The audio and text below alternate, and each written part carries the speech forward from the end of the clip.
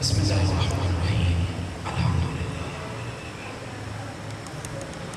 الرحمن الرحیم مالک یوم الدین اهدنا الصراط المستقیم بسم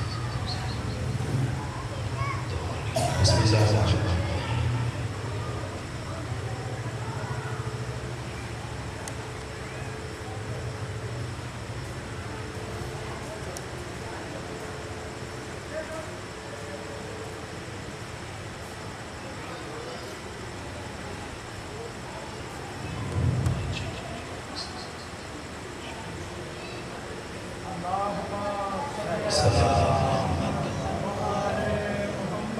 ماشاء اللہ لا حول ولا قوة الا باللہ العلی العظیم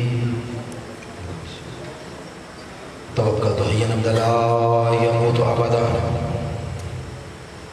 فاعوذ باللہ السمیع العلیم من الشیطان اللعین الرجیم بسم اللہ الرحمن الرحیم الحمد للہ الصمد هو الدائم القائم هو الباقی بعد كل فناء وقبل كل فناء هو الذي خلق الأرضين والسماوات في 6 أيام هو الذي نور قلوبنا بولاية محمد وآل محمد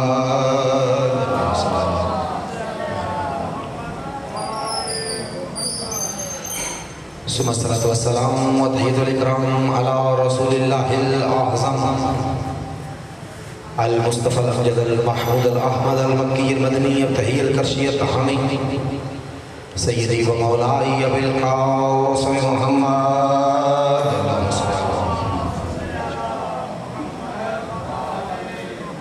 وعلى آله الطيبين الطاهرين المعصومين المنتخبين المنتجبين المتطهرين الذين قال الله تبارك وتعالى في شأنهم أجمعين انما يريد الله ليذهب عنكم الرجس اهل البيت ويطهركم تطهيرا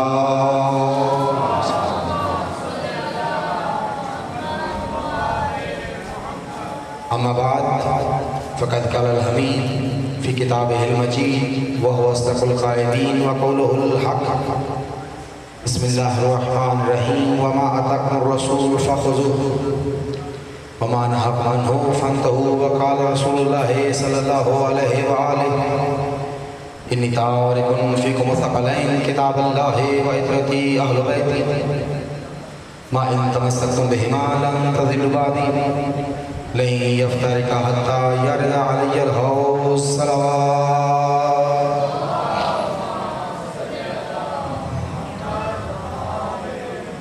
اپنی اپنی زحمتوں کی قبولیت کے لیے حاجات کی برابری کے لیے پریشانیوں کی دوری کے لیے قوت حافظہ کے لیے آل محمد کے نگاہ کے حصول کے لیے امام زمانہ کی زبان اقدس کو اپنے اپنے لیے دعا گو کروانے کے لیے محبت کے ساتھ صلوات کا دیا محمد اللہم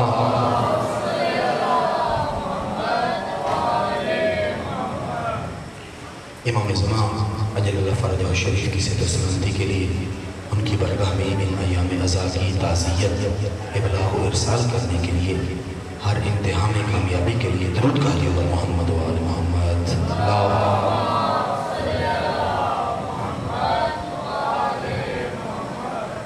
ایک زحمت مزید فرمائیں آنکھیں بند کر کے سر جھکا کے ارواح معصومین کے استقبال کے لیے احتراما عقیدتاً درود کہا دیو محمد و آل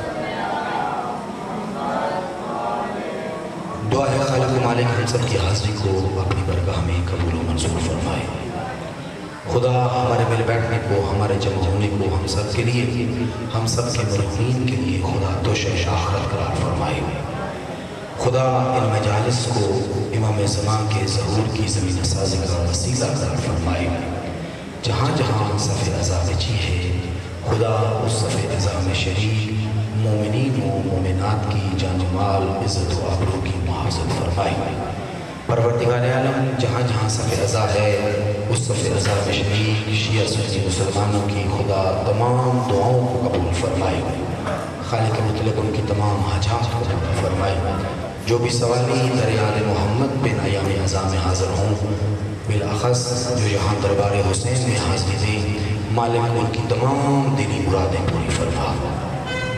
खालिक हमारे ज़माने के इमाम को हम सब से राज़ी फरमा, उनके ज़माने अक़दस को हमारे लिए दुआ को करार फरमा, उनकी वजह नाज़नी की ज़ियारत हमारा नसीब करार फरमा। अपनी अपनी हजात की बराबरी के लिए, इन तमाम दुआओं की कबूलियत के लिए, हज़रत अलैहिस्सलाम की तजील ज़हूर ज़ुबान के लिए मोहब्बत के साथ सलवात का दियो मोहम्मद व आल मोहम्मद।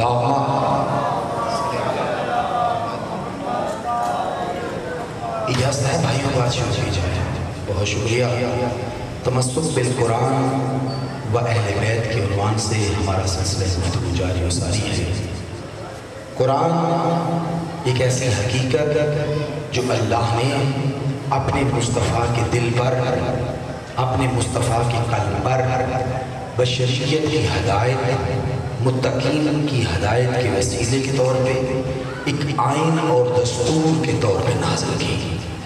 और अहले बैत कि जिनको अल्लाह ने बतूल के अज़्ज़ा करार देकर बशरियत की हदायत की तकमील के लिए इंसानों के दरमियान भेजकर उनमें से सबसे बड़े की ज़ात को मुखातिब बनाकर फरमा दिया, लक़द मनल्लाहु अलल मुअमिनीना इज़ बअसा फ़ीहिम रसूला।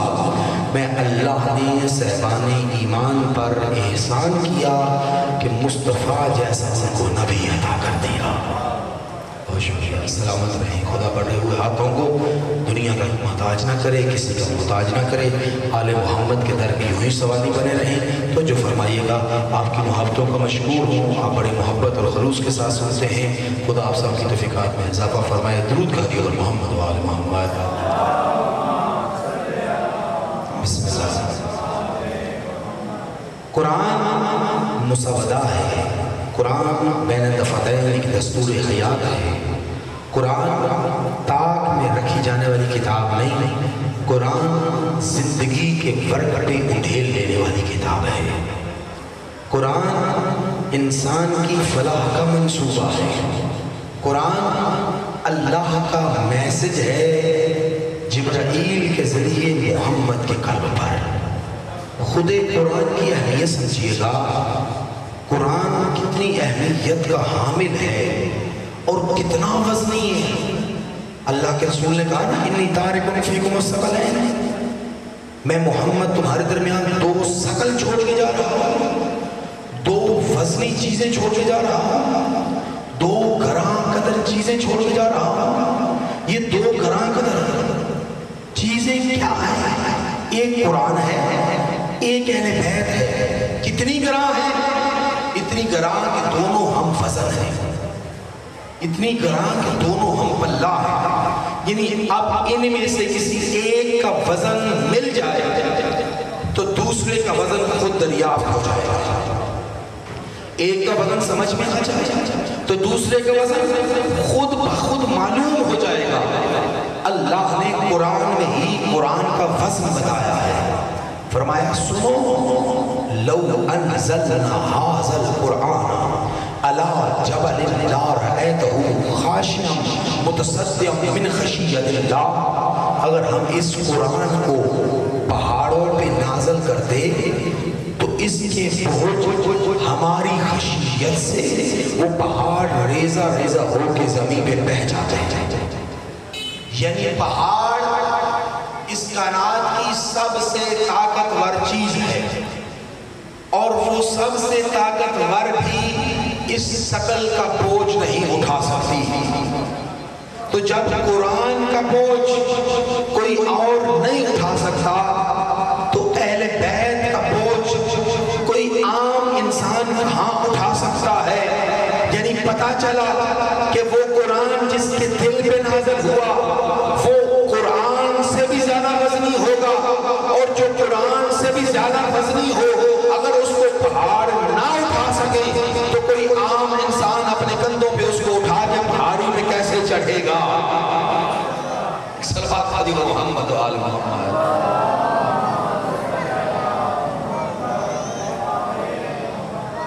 कुरान की एक एक हर्फ पे यकीन रखना वाजिब है।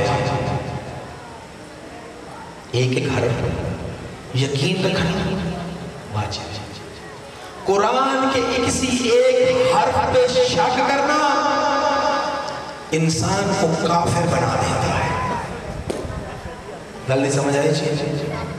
کسی ایک لفظ پہ شک کرنا انسان کو کافر بنا دیتا ہے کہ اللہ نے یہ صحیح نہیں کہا، اللہ نے یہ صحیح نہیں کہا، اللہ معاذ اللہ یہاں بھول گیا ہوگا، اللہ یہاں اس کو ایسا نہیں کہنا چاہیے تھا. ایسا تصور کرنا انسان کو اسلام سے نکال کے کافر نہیں مرتد بنا دیتا ہے. توجہ کریے گا، مرتد وہ ہے کہ جس کی زندگی میں اس کی توبہ قبول نہیں ہو سکتی، آخر میں اللہ اور اس کا معاملہ ہے. خدا کی قسم سننا، یعنی جو قرآن کے ایک لفظ کو جھوٹا کہے، قرآن کے ایک لفظ کو کہے کہ یہاں یہ لفظ نہیں بنتا تھا، وہ تو مرتد ہو جاتا ہے. اور جو محمد کی کسی بات کو یہ کہے کہ یہاں یہ کہنا نہیں بنتا تھا، وہ بھی اسلام میں نہیں رہتا، مرتد ہو جاتا ہے. چونکہ قرآن اور اہل بیت، قرآن اور اہل بیت دونوں برابر ہیں. جو میرے محمد کی بات کو جھٹلائے وہ مرتد ہوتا ہے. اگر اسلامی حکومت ہو تو حاکم اسلام پہ لازم ہے کہ ادھر وہ ارتاد کرے، ادھر حاکم اس کی گردن اتارنے کا حکم دے دے. کوئی توبہ نہیں. ایک مرتبہ میرے محمد کی بات کو کلمہ پڑھنے کے بعد جھٹلا دے، وہ قتل کے قابل ہے، مرتد ہو گیا ہے، اب اس کی توبہ قبول نہیں. میں ایسے نہیں کہہ رہا، روایات کی روشنی میں کہہ رہا ہوں. میں پہلے بھی کہا کرتا کہ حسن حمدانی اپنی جیب کی بات نہیں کرتا، اپنی بنائی ہوئی بات نہیں کرتا، وہی عرض کرتا ہوں جو نتیجہ قرآن ہے، جو نتیجہ کلام اہل بیت ہے.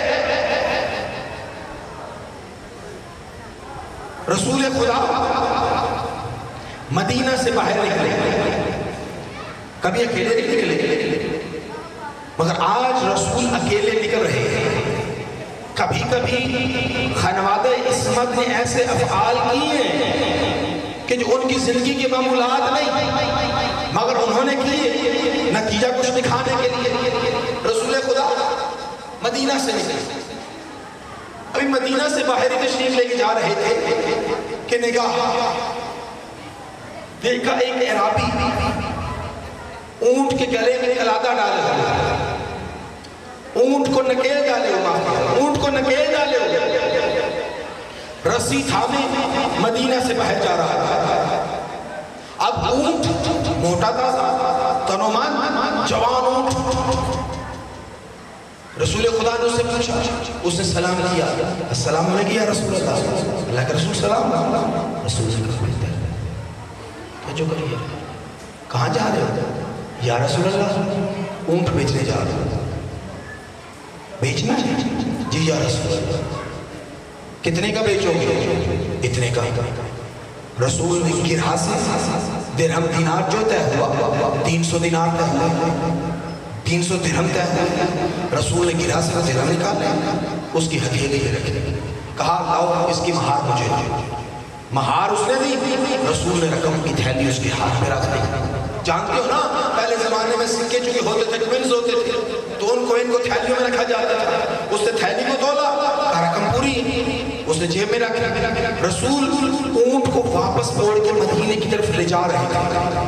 مہار رسول کے ہاتھ میں تھی. پیچھے سے وہ عرب صحابی رسول کا ہوں یا عربی کا ہوں، وہ پیچھے سے مسلمان ہے، بھاگتا ہوا ہے، یا رسول اللہ میں بھی واپس مدینہ ہی جا رہا ہوں، آپ مہار تھام کے ان کی چلیں؟ اچھا نہیں لگتا، میں آپ کا امتی ہوں، مہار مجھے دے دیجیے، میں لے چلے. رسول اس کو پکڑا دی. کسی کی بات رسول اللہ نہیں کرنی، چونکہ رؤوف الرحیم ہے، چونکہ میرا محمد کریم ہے. اللہ کی ہر صفت یا وجود مصطفیٰ سے ساتھ ہوتی ہے یا وجود علی سے اب میرا رسول رحیم ہے، میرا رسول کریم ہے. میرا رسول کریم ہے، بڑے شاید یہ کیا آنا ہے، میرا رسول کریم ہے، میرا رسول رحیم ہے. مہار اس کے ہاتھ میں، وہ مہار پکڑ کے رسول کے پیچھے پیچھے چلنے لگا. حکم ہے قرآن کا کہ رسول سے آگے نہیں جانا. جو رسول سے آگے ایک قدم بڑھائے گا اس کے اعمال ضبط ہو جائیں گے، اس کے اعمال ضبط ہو جائیں گے. چاہے نماز پڑھنے کے لیے رسول سے آگے کھڑا ہو یا پیدل چلتے ہوئے آگے جائے، جس حالت میں بھی میرے محمد سے قدم بڑھائے گا سارے اعمال ضبط ہو جائیں گے. چاہے گھر کا سارا مال راہ خدا میں خیرات دیا ہو، اپنی جان جوکھوں میں ڈالی ہو، اپنے گھر کی بڑی بڑی خدمت پیش کرتی ہو، مگر اگر رسول سے کوئی ایک قدم آگے بڑھا دے، قرآن کہتا ہے اللہ اس کے سارے عمل چھین لیتا. کوئی اس کے نام اعمال میں عمال نہیں رہتا، ضبط ہو جاتے ہیں. توجہ کریے گا. اب وہ رسول کے پیچھے صحابی چل رہا ہے، رسول کے اونٹ کی مہار تھامے ہوئے پیچھے پیچھے آ رہا ہے. رسول آگے آگے ایک منزل مدینہ میں پہنچ کے وہ آئی کہ ایک راستہ رسول کے گھر کو جاتا تھا اور ایک راستہ صحابی کے گھر کو جاتا تھا. اب رسول خدا اپنے گھر کے راستے میں چلے گئے، چند قدم اٹھائے، مڑ کے دیکھا تو صحابی اونٹ تھامے. صحابی کہوں یا عرابی کہوں؟ وہ عرابی، چونکہ اگلی بات واضح کرے گی صحابی بننے کی اہلیت ہی نہیں رکھتا تھا. عرابی عرب اونٹ تھامے ہوئے دوسرے راستے میں اپنے گھر کی طرف جا رہا ہے. اب رسول خدا نے پیچھے سے آواز دی، بندے خدا کہاں جا رہا ہے؟ یا رسول اللہ اپنے گھر جا رہا ہوں. یا رسول اللہ اپنے گھر جا رہا ہوں. رسول خدا نے فرمایا بندے خدا پھر میرا اونٹ تو دے کے جا. آپ کا اونٹ؟ رسول خدا واپس اس کے قریب آئے، بھئی یہ تو نے اونٹ مجھے بیچا نہیں؟ یا رسول اللہ آپ نے اس کو خریدا ہے؟ ہاں تو نے بھیجا ہے تو میں نے خریدا. یا رسول اللہ آپ نے اس کی قیمت دی ہے؟ کہا تھیلی تم نے جیب میں نہیں رکھی؟ کہا وہ تو تھیلی میری اپنی، میری جیب میں ہے تو میری ہے. اونٹ کی مہار میرے ہاتھ میں تو اونٹ میرا ہے. یا رسول اللہ اگر آپ نے یہ اونٹ مجھ سے خریدا ہے تو قرآن میں اللہ کا حکم آپ کے ذریعے ہمیں ملا ہے کہ جب بھی دو مومن آپس میں کوئی معاملہ کریں اس کی تحریر بنا لیں، دو افراد کو اس پہ گواہ لے آئیں. یا رسول اللہ اگر یہ اونٹ آپ کا ہے تو خرید کی سند دکھائیے. اگر یہ اونٹ آپ کا ہے تو کوئی گواہ پیش کیجیے. میں آپ کو پی سی او گواہ لا دیتا ہوں کہ اس اونٹ کو میں نے بچپن سے پالا، میری اونٹنی کا بچہ ہے، میں اپنے اس کو اونٹ بانٹنے کی جگہ پہ لے کے چلتا ہوں، اپنے ایبل کے منزل پہ لے کے چلتا ہوں، میرا اونٹ وہاں اونٹوں میں شامل ہو جائے گا. اونٹ میں نے بچپن سے پالا، میرا ہے. اگر آپ نے خریدا ہے تو خرید کی سند دکھائیے، جب دو گواہ پیش کیجیے. رسول نے کہا آپ وہاں ویرانے میں سند کہاں تمہیں دیتا، کہاں تم نے سند لیتا، ہوا کہاں سے لاتا؟ میرا معاملہ ہوا. اب رسول کی اور اس کی جب تکرار ہو رہی تھی نا، اصحاب مدینہ شہر ہے، رسول کے ماننے والے ہیں، اب یہودی بھی آ رہے ہیں، نصرانی بھی آ رہے ہیں، مسلمان بھی آ رہے ہیں. ایک جمع غفیر لگ گیا. یہودی بھی وہی کھڑے، نصرانی بھی وہی کھڑے، مسلمانوں کی تعداد زیادہ، جمع غفیر. ایک بزرگ صحابی آگے بڑھا، بندہ خدا تیرا رسول سے کیا معاملہ ہو گیا؟ دیکھنا میری طرح میرا بھائی، رسول سے تیرا کیا معاملہ ہو گیا؟ تیرا کیا معاملہ ہو گیا؟ کہا کچھ نہیں.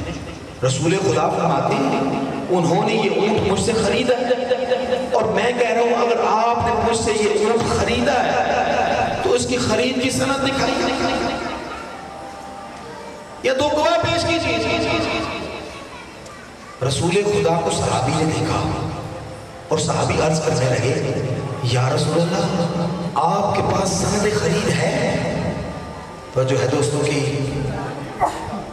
میرے خیال میں خاموش ہوتا ہوں، آپ ان کو دیکھ لیں کہ وہ پردہ کیسے اتارتے ہیں. جی بیٹا سارا دن کیا کرتا ہو؟ سارا دن کام سنبھالا کرو. صلوات کریے محمد وآل محمد. نہیں اشارہ سے شروع کرتے ہیں، ہر بندہ کلی کلی صلوات پڑھ لو، بکھری ہوئی صلوات کی محبت سے بلند آواز صلوات ہے۔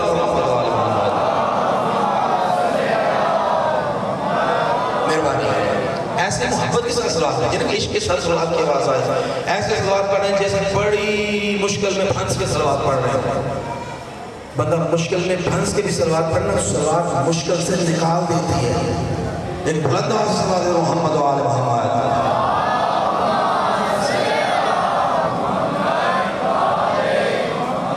صحابی رسول کی طرف متوجہ ہوا، یا رسول اللہ، میرے نوجوان دوستوں، میرے بچوں، یا رسول اللہ آپ کے پاس سند ہے؟ رسول نے فرمایا نہیں۔ گواہ ہیں؟ آپ نے فرمایا نہیں۔ کہا یا رسول اللہ وہ تو ٹھیک نہیں کہہ رہا۔ رسول خاموش۔ دوسرا مسلمان آگے بڑھا، صحابی آگے بڑھا، یا رسول اللہ آپ کے پاس سند گواہ؟ رسول اللہ نہیں۔ وہ کہتا ہے قرآن میں ہے۔ یا رسول اللہ قرآن میں تو ہے نا، لما تقولون ما لا تفعلون، تم وہ کیوں کرتے ہو جو کیوں کہتے ہو جو کرتے نہیں۔ اب رسول کا جلال ہے کہ بڑھتا جا رہا ہے، رسول غضب میں ہے خاموش، کیونکہ رحمت کل ہے۔ ایسے میں بھیڑ چھٹنے لگی، پتہ نہیں کیا سنتے ہو، بھیڑ چھٹنے لگی، رش ہٹنے لگا، مہتاب امامت شمس نبوت کے قریب ہونے لگا، علی کی نور کی کرنیں محمد کے سورج سے فصل ہونے لگی، اصحاب ہٹے، راستہ ملا، علی قریب آئے۔ اب علی نے آگے رسول سے نے پوچھا کیا ہوا، رسول کے پوچھنے سے علی خود جانتا ہے کیا ہو رہا ہے۔ علی نے آتے ہی اس سے پوچھا تیرا میرے آقا سے کیا معاملہ ہے؟ اس نے کہا ابو الحسن کوئی معاملہ نہیں ہے، میں تو قرآن پہ عمل کر رہا ہوں۔ رسول اللہ فرماتے ہیں کہ انہوں نے مجھ سے یہ اونٹ خریدا ہے اور میں یہ عرض کر رہا ہوں یا رسول اللہ اگر آپ نے مجھ سے یہ اونٹ خریدا ہے تو پھر اس کے خرید کی کوئی سند دکھا دیجئے یا پھر کوئی گواہ لائیے۔ علی نے کہا تو نے کیا کہا؟ ابو الحسن یہی تو کہہ رہا ہوں کہ میں نے رسول اللہ سے کہا ہے یا گواہ لائیے یہ سند لائیے۔ علی نے کہا ذرا تیسری مرتبہ کہہ تو نے کیا کہا؟ میں رسول اللہ سے کہہ رہا ہوں یا رسول اللہ اگر یہ اونٹ آپ کا ہے تو آپ اونٹ کی خرید کی یا سند دکھا دیجئے یا گواہ لے کے آئیے۔ فوراً علی نے ذوالفقار کو بے نیام کیا، اس کا سر تن سے جدا کیا، اس کا سر زمین پہ آنا تھا، وہ اصحاب کو اکثر بولا کرتے تھے، آگے بڑھے تو ابو الحسن تو نے یہ کیا، وہ کلمہ گو مسلمان تھا، تو نے اس کا سر کاٹ دیا۔ علی نے کہا خدا کی قسم اگر وہ کلمہ گو نہ ہوتا علی اس کا سر نہ کاٹتا، علی نے سر کاٹا اس لیے ہے کہ محمد کلمہ پڑھتا تھا۔ علی یہ کیا کہہ رہے ہو؟ علی یہ کیا کہہ رہے ہو؟ مسلمان تھا اس لیے قتل کر دیا؟ کہا ہاں اگر وہ مشرک ہوتا، نصرانی ہوتا، یہودی ہوتا، اس کو حق تھا کہ وہ مصطفیٰ سے گواہ مانگتا، وہ مصطفیٰ سے سند مانگتا، چونکہ وہ مسلمان تھا۔ اب مسلمان کے لیے فقط آمنا و صدقنا کہنا ہے، محمد جو فرما دے اس کو ماننا ہے۔ خدا کی قسم میرے علی نے فیصلہ دے دیا، اللہ کا رسول جو کہے وہ ماننا ہے، اس کی اتباع کرنی ہے، محمد سے سند نہیں مانگنی، محمد سے گواہ نہیں مانگنا۔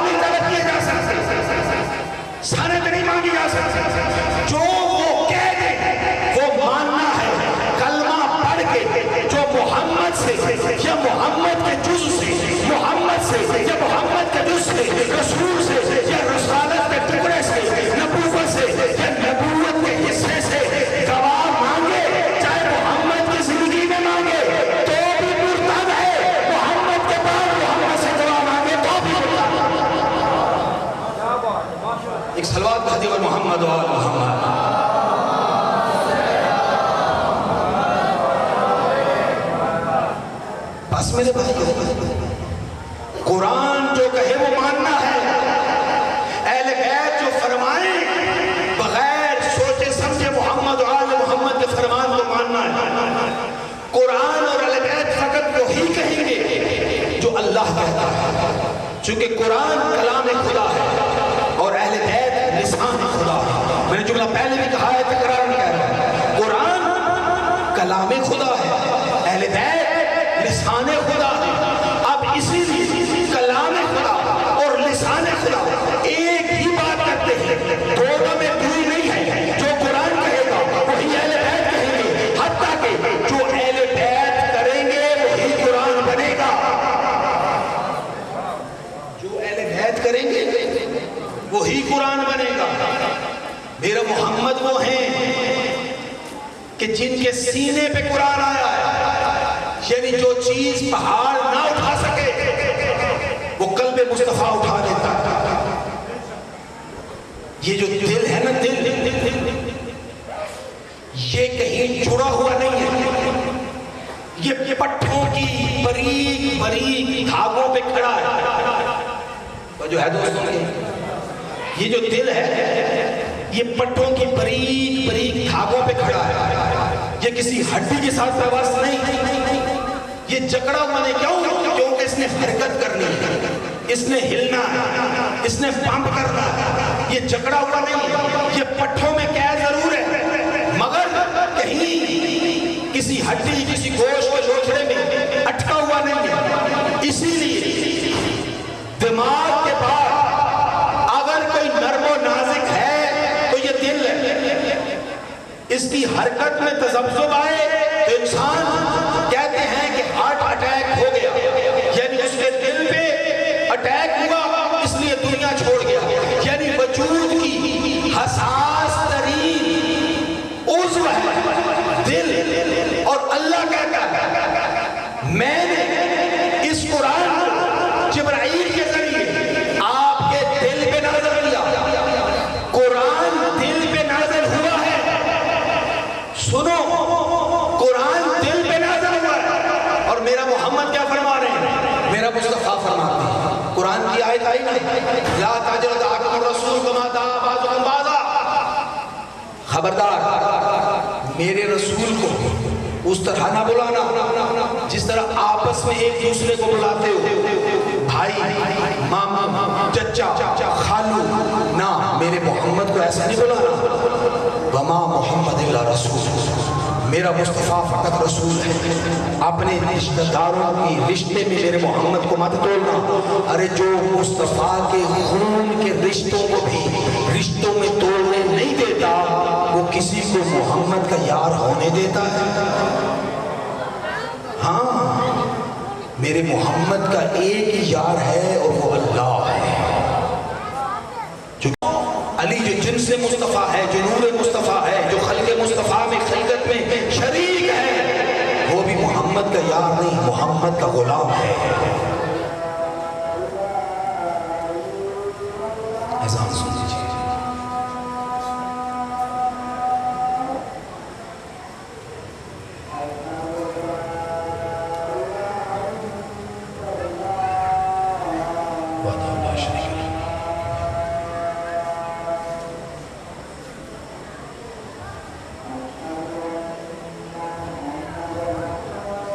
صلی اللہ علیہ وسلم۔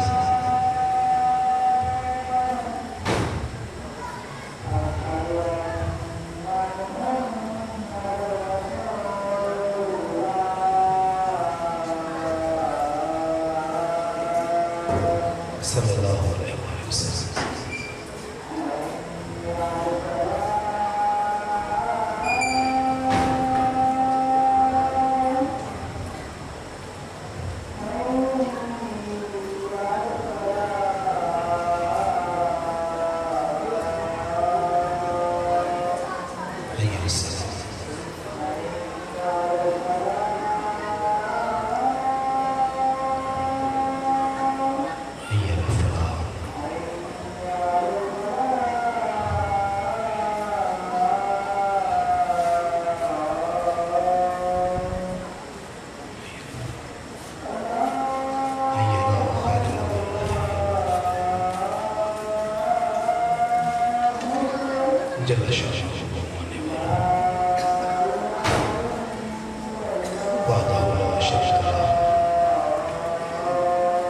صلوات بھاری اور محمد وآل محمد.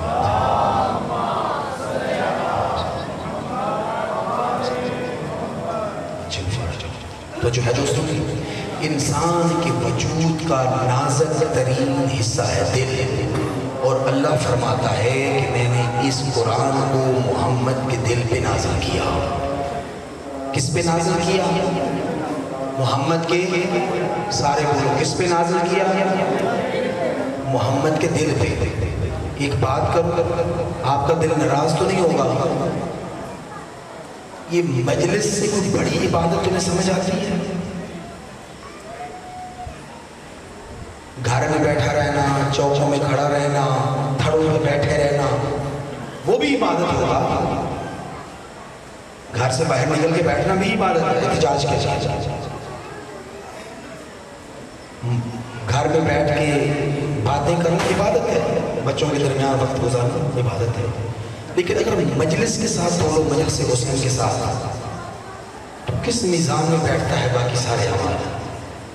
نماز کی بات نہیں کر رہا میں، کبھی نماز کا اور عزاداری کا آپس میں موازنے کا قائل نہیں ہوں. نماز ہی عزاداری حسین ہے، اور عزاداری حسین بھی ایک نماز ہے. میں مقابلے اور موازنے کا قائل نہیں ہوں.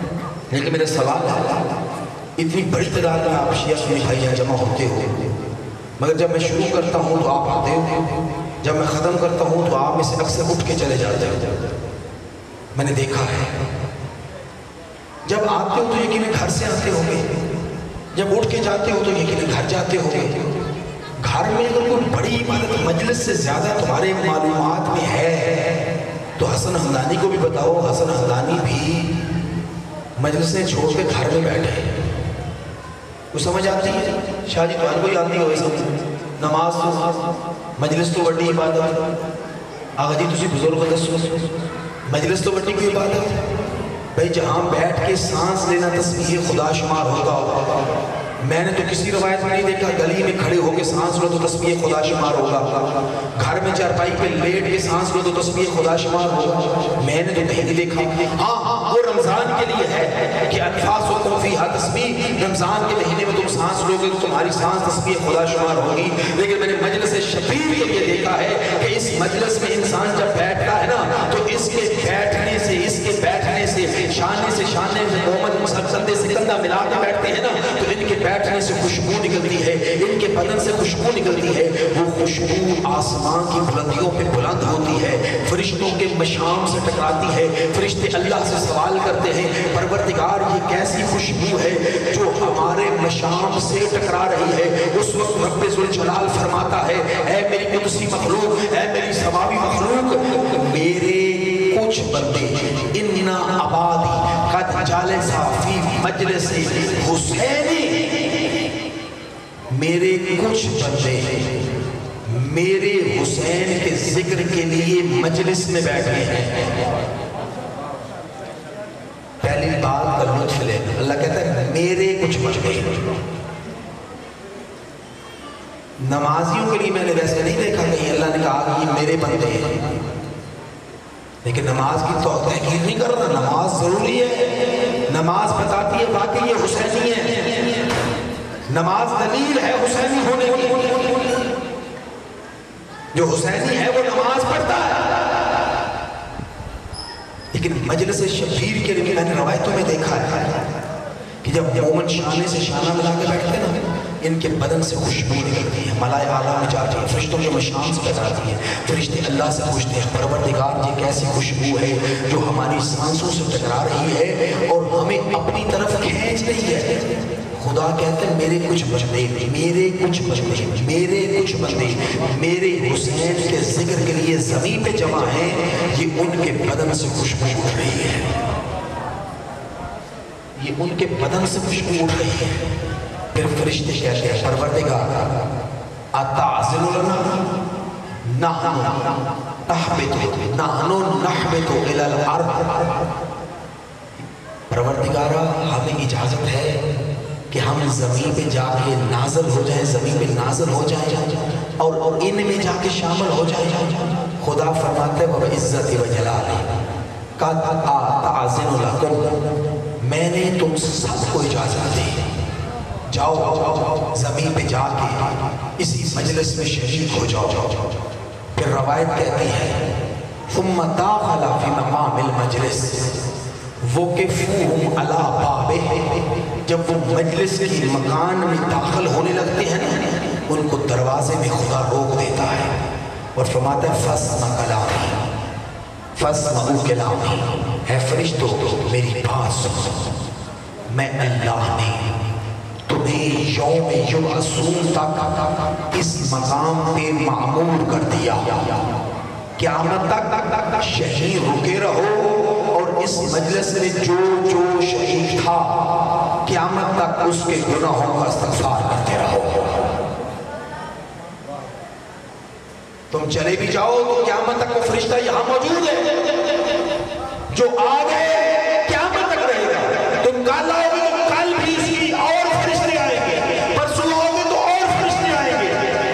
یعنی یہاں جب تم بیٹھ کے سانس لو گے تو میرا محبوب میرا رسول فرماتے ہیں انفاسکم فی مجلس وفیہ ذکر اللہ وذکر اہل بیت جعل اللہ انفاسکم التسبیح، کہ تم جس جگہ پر بیٹھ کے اللہ مجھ محمد کا میری اہل بیت کا تذکرہ کرو، وہاں بیٹھ کے تمہاری سانس کو اللہ تسبیح کا سبب بنا دیتا ہے. یہ باہر تو سواب نہیں ملے گا، گھر میں لیٹ کے تو نہیں ملے گا، مجلس میں بیٹھ کے ملے گا. یہاں آؤ گے تو کوئی معلومات ہی ملے گی نا. تو اس لیے میرا بھائی زیادہ وقت یہاں گزارو، پورا سال تو زہرا تمہاری مہمان نہیں رہے گی. کہ جب تک مجلسیں ہیں حسین کا گھر آباد ہے. اگر تمہارے وجود سے حسینیوں کی فوج میں اضافہ ہوتا ہے تو تم گھر میں کیوں پڑے رہو؟ تم مجلس سے ختم ہونے سے پہلے کیوں اٹھ کے جاؤ؟ کسی چودھری نے تمہیں بلایا ہو اور 5 گھنٹے تمہیں بیٹھنا پڑ جائے تو تم بیٹھ جاؤ. کسی ایم ایل اے نے، کسی ایم پی اے نے، کسی ڈی سی نے، کسی ایس ایچ او نے، حتیٰ کہ کسی محرم نے، سب انسپیکٹر تمہیں بلایا ہو تم اس سے اپنے تعلق بنانے کے لیے 5 10 گھنٹے بیٹھ سکتے ہیں. حسین کو ایک ایس ایچ او جتنا بھی نہیں سمجھتا. اس ذکر کی اہمیت کو سمجھو. وہ جنہوں نے ہمیں لاکھوں روپیہ دینا ہے انہوں نے تو طے کر لیا ہوا وہ تو دیں گے. تم 500 ہو بھلے 5000 ہو وہی دیں گے، نہ بڑھائیں گے نہ کم کریں گے. جو مجھ سے پہلے جا کر انہوں نے خدمت کے عنوان پہ، ہدیے کے عنوان پہ، فیس کے عنوان پہ، نیاز کے عنوان پہ انہوں نے طے کر لیا تو دیں گے اس کو، چاہے اس کے سامنے 3 بندے بیٹھ گئے. ان کا کام تھا، ان کا کام ہے تمہارے لیے تمام کرنا. ان کا کام ہے تمہارے لیے بخشش کا وسیلہ بنا دینا. اب تیرا میرا ظرف ہے کہ ہم کتنا وسیلہ لیتے ہیں. میرے شیعہ سنی بھائیو کوشش کرو، وہ دروازے پہ تمہاری منتظر کھڑی ہوتی ہے، اس کی پسلیاں ٹوٹی ہوئی ہیں، ہاتھ شیلہ ہے، دوسرا بازو مسلمانوں نے نیام مار کے توڑا تھا.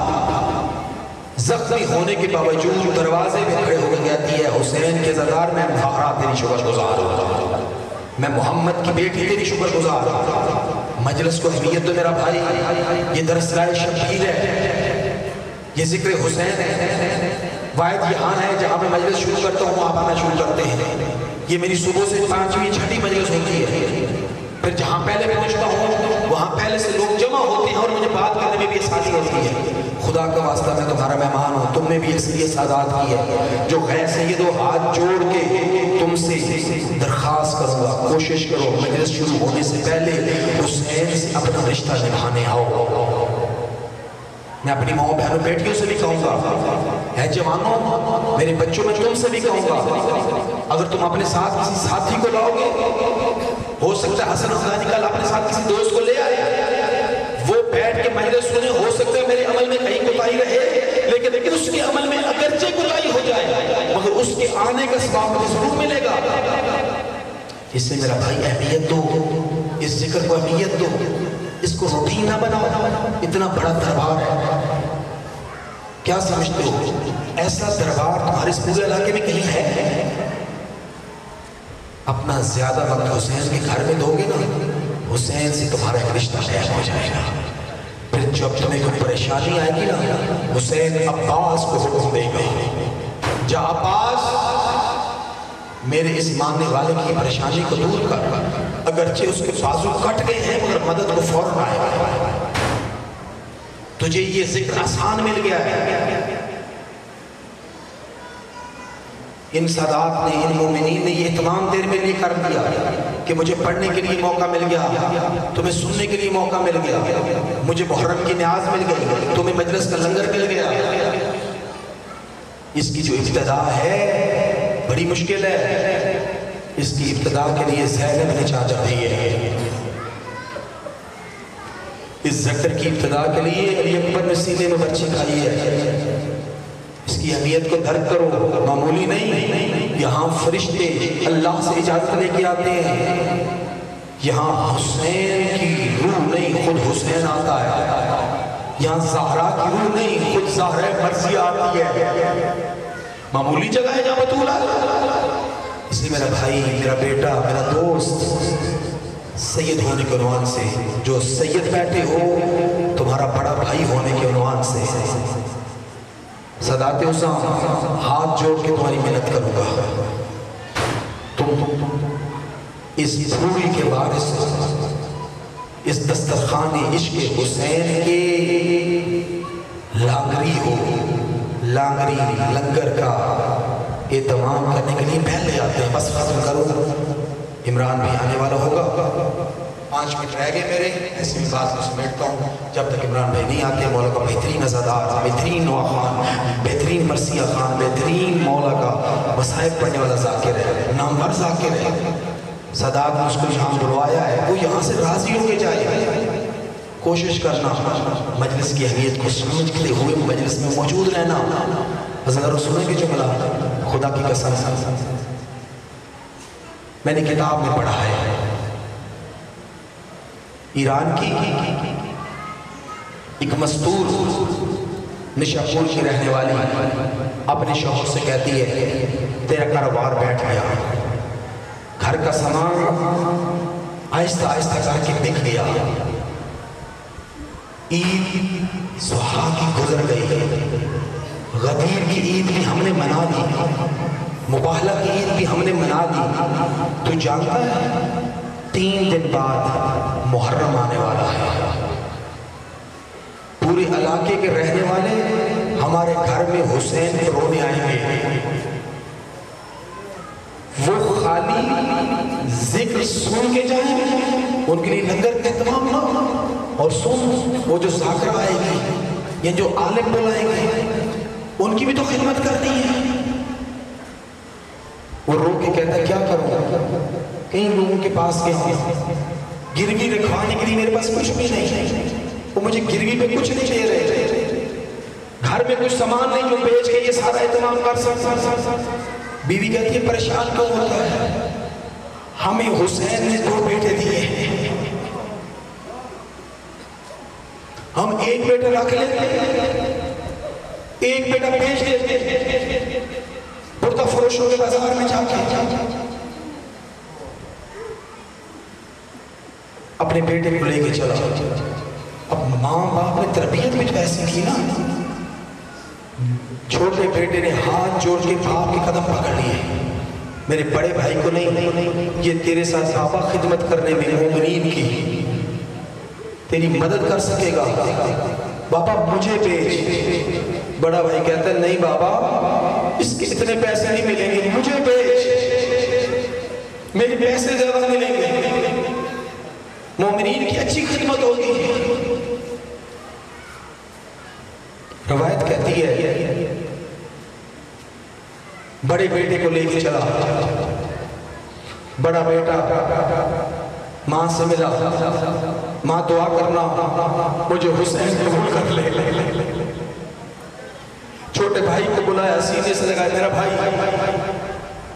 یوں زائرین کی جوتی سیدھی کرنا، ہر آنے والے کا استقبال کرنا، ادب سے نظر پیش کرنا، جیسے بڑے چھوٹے کو سمجھاتے ہیں.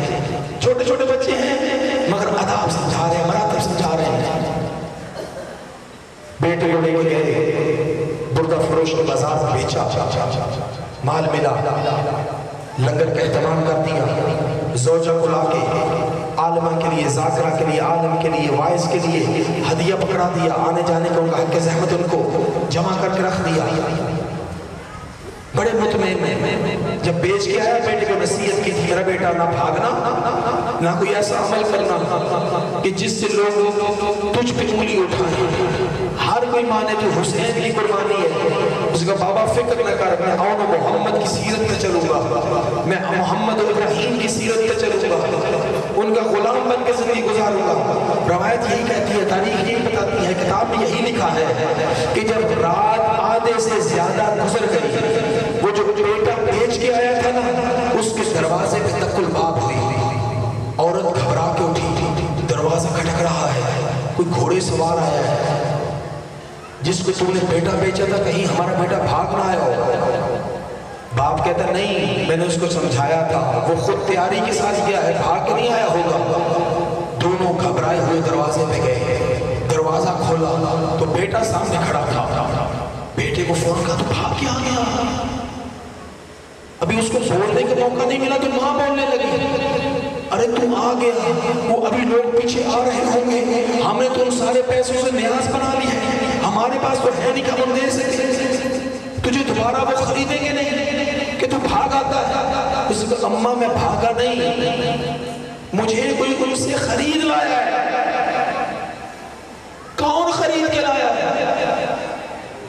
کہ اماں یہ گھوڑے سوار مجھے خرید کے لایا ہے۔ ماں اور باپ دامن ہلا کے کہتا ہے، اماں جانتے ہو یہ گھوڑے سوار کون ہے؟ اس کو سلام کر، یہ حسین کا بھائی عباس ہے۔ کہا تجھے کیسے پتا چلا یہ عباس ہے؟ کہا جو مجھے خرید کے لے جا رہا تھا نا، اس نے کہا کہ میری جیب سے درہم و دینار نکال، جتنے تیرے دی ہیں اس کے 11 گنا مجھ سے لے لے، اور یہ بچہ میرے گھوڑے کو پیچھے بٹھا دے۔